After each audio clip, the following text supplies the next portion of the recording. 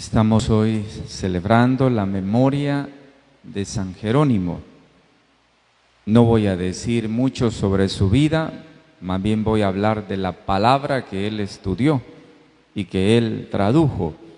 Pero solo recordarles que San Jerónimo nació allá por el año 347 y murió por el año 420. Bien se conoce que es el que tradujo la Biblia del griego y el hebreo al latín, lo que llamamos la Vulgata, la traducción de la Vulgata, y también recordamos que fue secretario del Papa Dámaso I.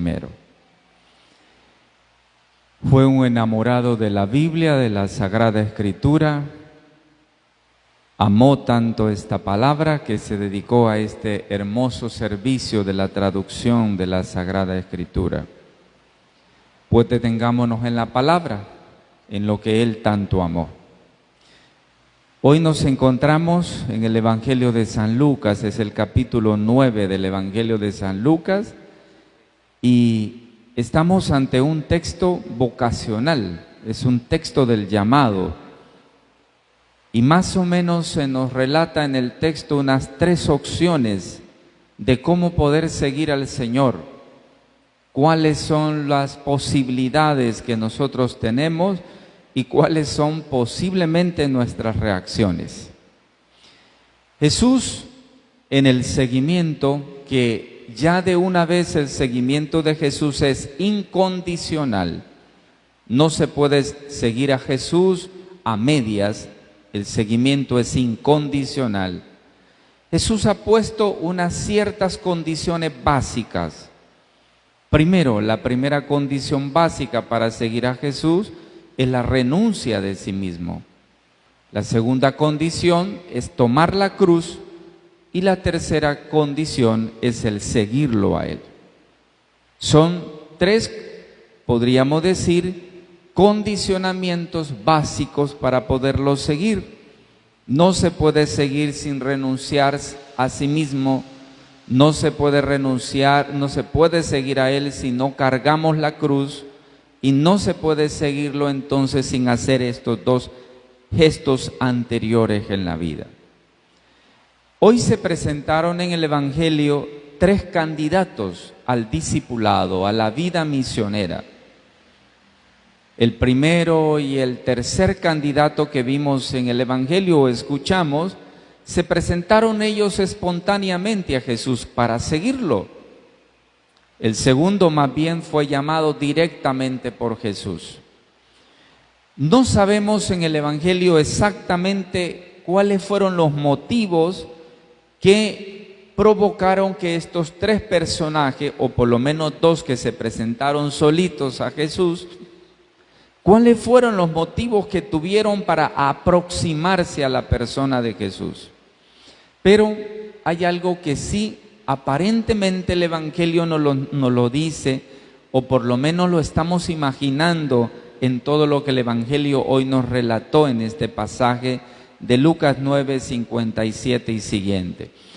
Posiblemente estos hombres estaban fascinados con el Maestro y deseaban quedarse con Él. Y a mí me parece que es una de las características del seguimiento de Jesús. Solamente cuando nos fascinamos por el Señor, nosotros podemos seguirlo y podemos asumir las condiciones del seguimiento. Pero estas personas tenían ciertos apegos, y eso es lo que vamos a ver ahora. Cada uno de esos candidatos, los que se acercaron solo, con sus propios apegos, aquel que Jesús llamó, cuál era su apego, y vamos a relacionar eso con la vida de nosotros. Desde el punto de vista positivo, podríamos decir, las dificultades que presentaron estos discípulos o estos hombres que querían seguir a Jesús, se pueden delinear como por prioridades, ¿no? Y Jesús a estos hombres les ha puesto condiciones. Les dijo, de alguna manera, abandonarlo todo, privilegiar la evangelización, es decir, el anuncio del evangelio, y siempre mirar hacia adelante, no mirar hacia atrás. Pero veamos qué pasa con cada uno de esos candidatos. El primer candidato expresa a Jesús su incondicionada disponibilidad. Le dijo: te seguiré donde quieras que vayas. Ese es el primer candidato, y este se presentó solito. Pero te seguiré donde quieras que vaya. En la escena que hemos visto ya en otro momento, se había visto que Jesús no tiene un hospedaje, Jesús no tiene dónde recostar su cabeza. Había dicho: las zorras tienen madriguera, pero el Hijo del Hombre no tiene dónde recostar la cabeza. Y ahora Jesús propone esta escena más bien como un estilo de vida. ¿Qué es lo que al discípulo entusiasta, este discípulo que parece entusiasmado de la persona de Jesús, fascinado de la persona de Jesús, qué es lo que encuentra en él? Jesús le respondió que él no tenía nada. Si iba buscándolo porque a Jesús tuviera algo, Jesús le deja claro de una vez que no tiene nada. Las zorras tienen madrigueras, tienen sus guaridas, las aves del cielo tienen nido, pero el Hijo del Hombre no tiene dónde reclinar la cabeza. Y en verdad, ¿no? Desde Belén, desde el nacimiento de Belén, Jesús no tiene morada. Su vida es errante, su vida es precaria, sin hogar ni lugar. Andar con Jesús supone entonces estar dispuesto a salir de la comodidad de una vida instalada para afrontar imprevistos y pobreza. Tal vez entonces una de las condiciones para seguir a Jesús no solamente es el entusiasmo, que es importante. Este hombre tenía la fascinación, tenía el entusiasmo de seguir a Jesús, pero este hombre tenía la capacidad de despojarse de su comodidad, porque Jesús es un hombre errante, no tiene dónde recostar la cabeza. Entonces, en la vida del seguimiento de Jesús, no basta solamente tener la alegría, porque puede ser que nuestra alegría del seguimiento sea solo pasajera, ¿no? La gente llama a esto llamarada de tusa, ¿no? Una emoción del momento, pero luego pasa el momento y volvemos otra vez a quedar como apagados. Pasamos a veces de ser motores gasolina a ser motores diésel. Se nos apagan la fuerza, las energías, las ganas de luchar. Algo se nos apaga. Entonces no basta solo la alegría, no. Basta la decisión de abandonar algo de la vida de nosotros para seguir a Jesús de manera libre. Basta definitivamente entonces tomar la decisión de seguirlo de manera libre, seguirle en el camino para alcanzar su destino. Su mirada está puesta en la meta y es libre de todo lo demás.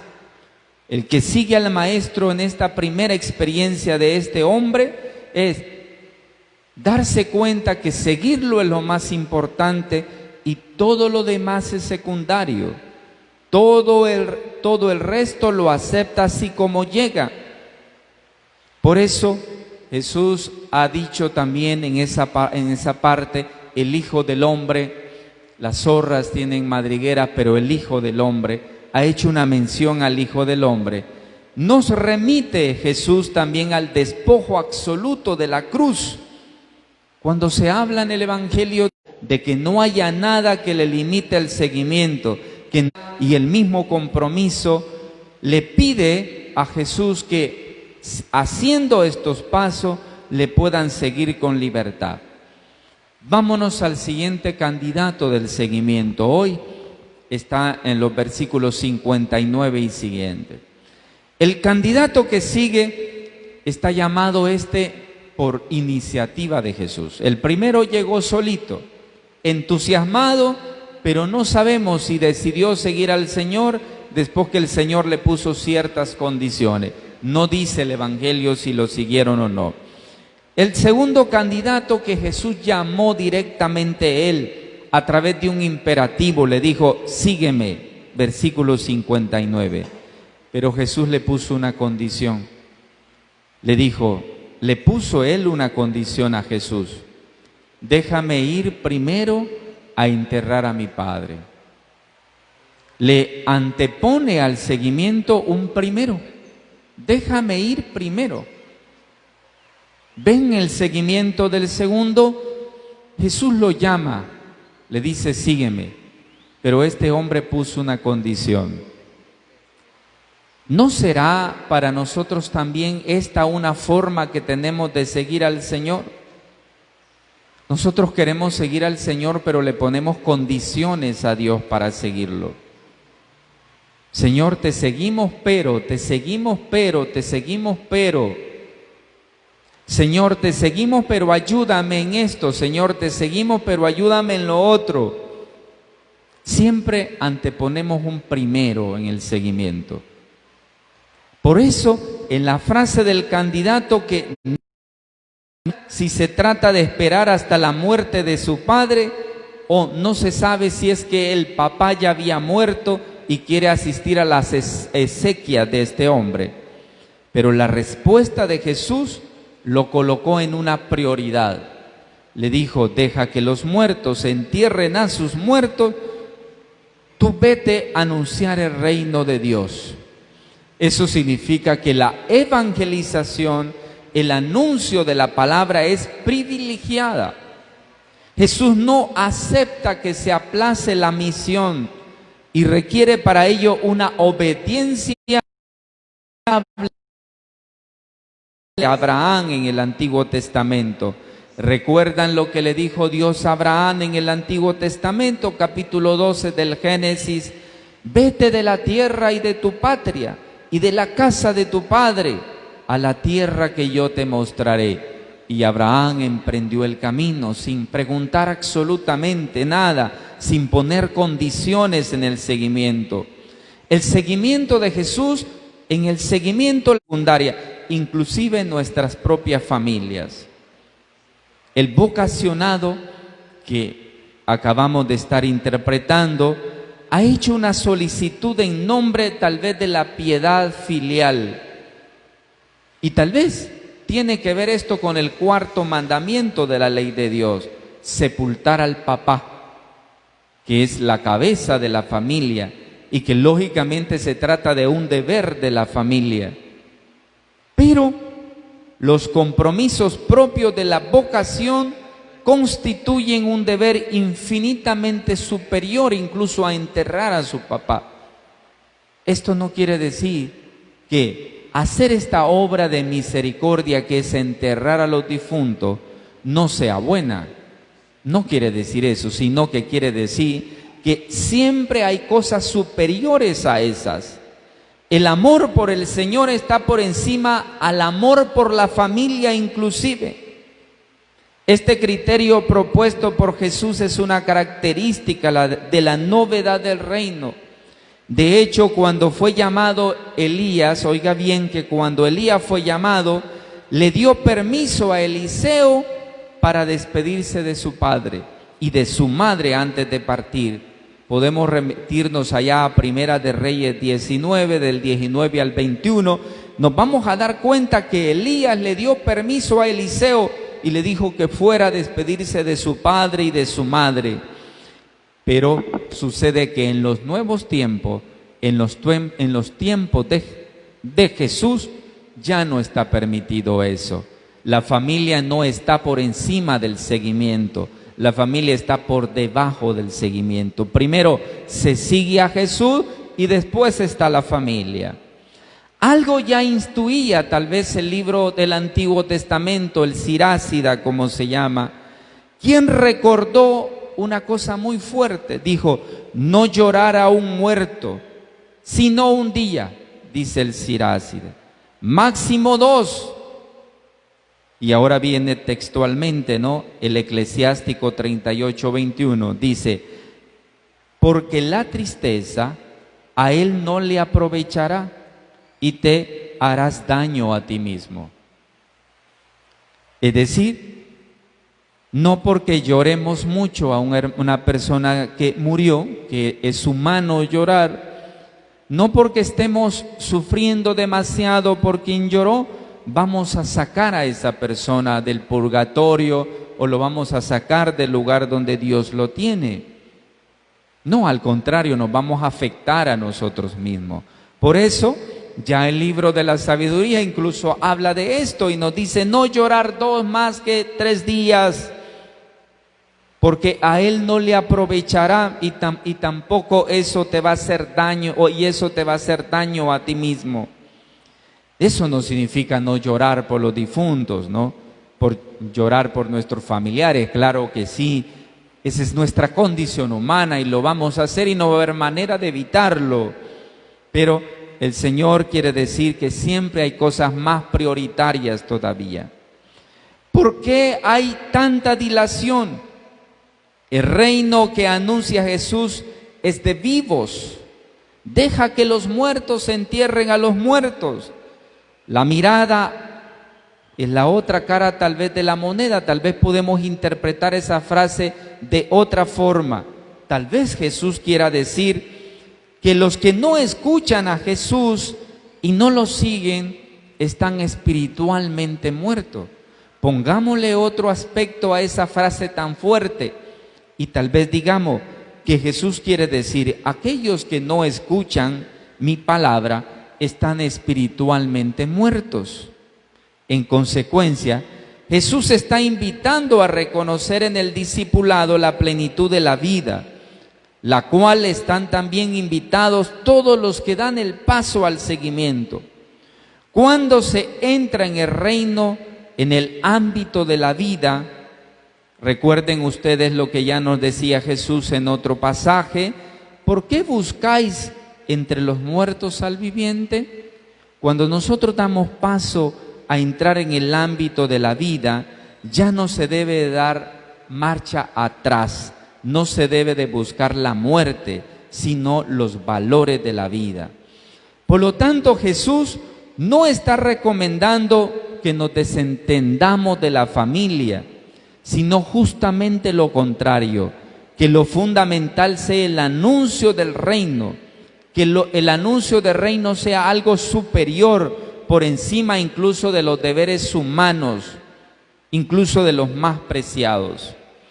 Veamos el último seguimiento del Evangelio.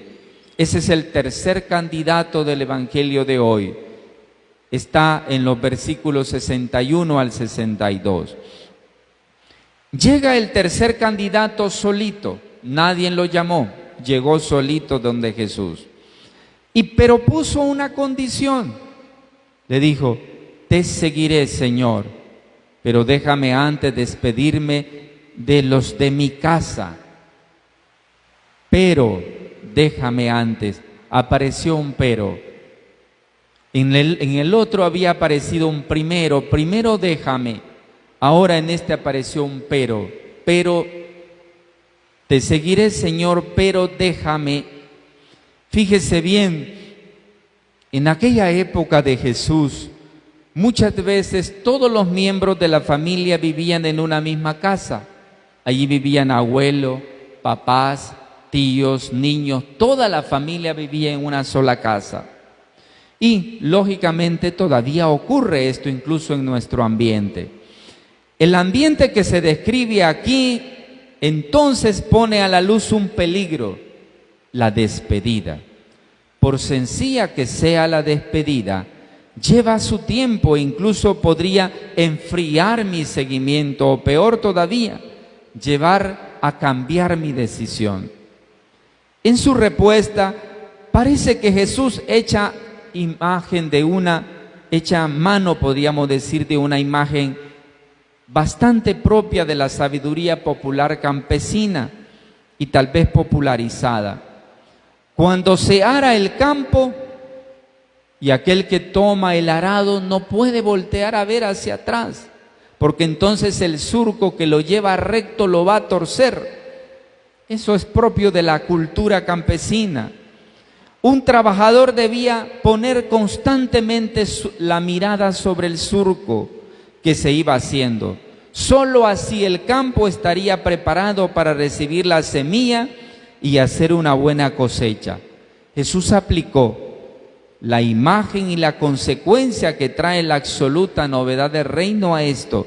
Nadie pone la mano sobre el arado y mira hacia atrás, porque no es apto para el reino de Dios. Con esas palabras tan duras, Jesús no pretende legitimar tal vez una falta de amor a la familia, pero sí subraya que el seguimiento requiere siempre un corto plazo, pero a la vez también un verdadero corte claro de algunas decisiones de la vida. Que las relaciones vividas hasta ahora no pueden continuar de la misma manera. Todo pasa delante en la vida, todo pasa por el seguimiento libre del Señor y pasa también por las renuncias de aquellas cosas que no debemos pegar a nosotros para que no nos impidan el seguimiento. Por lo tanto, mis hermanos y hermanas, este evangelio vale para nosotros. Jesús se entregó completamente. Su firme decisión de amarnos llegó hasta la cruz. Por eso, aquel que lo sigue tiene que ser capaz de renunciar a todo. Esto se aplica también a todos los ámbitos de la vida del discípulo. Jesús no acepta decisiones tibias. Caminar en el seguimiento de Jesús significa siempre hacer rupturas a diferentes cosas, a cambio de valores, el olvido de experiencias también morales adquiridas. Por eso, seguir a Jesús es siempre una verdadera decisión. Y es preferible seguir a Jesús después de haberlo decidido correctamente a seguir a Jesús de manera ambigua. No se debe de seguir a Jesús de manera ambigua. O soy del Señor o no lo soy. Si tú quieres seguir al Señor, te decides por Él de una vez y para siempre. Pero no andes en dos caminos a la vez. El seguimiento del Señor debe de ser siempre un seguimiento absoluto y libre. Eso es lo que el Señor nos pide en el Evangelio de hoy. Y termino con una frase que nos puede ayudar de San Jerónimo. San Jerónimo decía una frase muy importante: si nosotros realmente nos dedicamos a las cosas del Señor, no tendremos tiempo para otras cosas. Decía San Jerónimo: trabaja en algo para que el diablo te encuentre ocupado. ¿Cuánta gente está tan desocupada que tiene tiempo hasta de hablar mal de los demás? Pónganse a hacer algo. Sobre todo busquen hacer cosas importantes en la vida. Lean la palabra, busquen al Señor y van a darse cuenta que no van a tener tiempo de estar viendo la viga que tienen los otros. Sí, dedíquense a ustedes mismos y olvídense de los problemas, de aquellas cosas, de los defectos que los demás tienen. Dedíquense a la lectura de la palabra, dedíquense a la búsqueda del seguimiento del Señor y verán que no va a haber espacio para que el diablo les meta en problemas. Que la gracia del Señor nos acobije con su misericordia. Así sea. Amén.